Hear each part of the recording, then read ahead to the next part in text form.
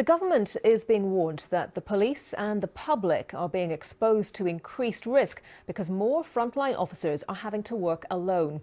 That's according to a survey of 18,000 constables, sergeants and inspectors by the Police Federation of England and Wales. The survey found that almost 90% of officers say there aren't enough of them to manage the demand faced by their team or units. Nearly 80% say they've felt feelings of stress and anxiety at work within the previous 12 months. And there's an increase in lone working. 3/4 of officers indicated that they are often or always single crewed. Well, let's speak now to Shay Donald, who's National Vice Chair of the Police Federation of England and Wales. Shay, thanks very much for coming along to talk to us on BBC News at 9. No one goes into a career in policing clearly thinking that it's not going to be demanding or it's not going to be stressful, because clearly it is. My first question is, to what extent is that exacerbated if officers are short-staffed or, as we mentioned, if they're working alone? Well, hugely is the short answer. Policing by its very nature is unpredictable and high-pressured.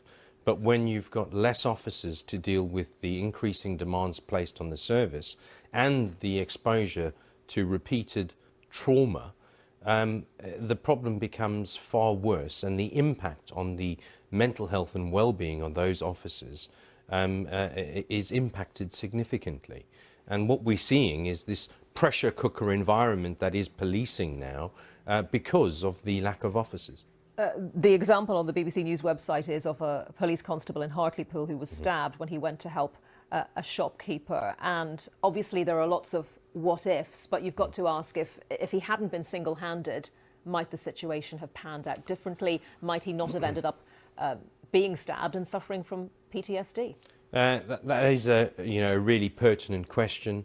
Obviously, we try to mitigate risk as much as we can. And if there are two officers dealing with an incident, bearing in mind the unpredictable nature of policing, that risk could very well have been mitigated. The simple fact is, by putting officers out on their own, you increase the risk of injury to themselves or indeed to the public. Obviously, you can talk about this in training. It doesn't come near the reality of facing a traumatic situation or a dangerous person. But could the police be doing more to train officers to help cope with these sorts of scenarios, whether they're on their own or not? Most definitely. Unfortunately, police or policing is still behind the curve in understanding the impacts of traumatic experience or exposure to traumatic experience on their mental health and well-being. Work is currently being done, but it's not there yet. What's the impact then on frontline policing, Shay? Are there scenarios where officers are single-handed and they're not being sent to a situation because it's thought it might be too dangerous? No, I think officers will always run towards danger no matter what they're told, because they have this inherent willingness to assist and protect the public. I think the situation that we're seeing is there are more and more incidents which require a minimum of two officers to deal with, but there just aren't the numbers. I want to ask you for your response to what the Policing Minister, Nick Hurd, is saying. He says we take the well-being of police officers and staff very seriously, which is why we launched the Frontline Review to listen to their concerns and have invested £7.5 million in a new national police well-being service. At what stage are you at with that now, and is that helping? Well, the government are listening. I suppose that's the first step in the process. But talk is cheap, and what we need is action, and we need investment. The money that has been invested into the development of the National Police Wellbeing Service is yet to roll out nationally, and officers on the ground are yet to reap the rewards and benefits of such a system.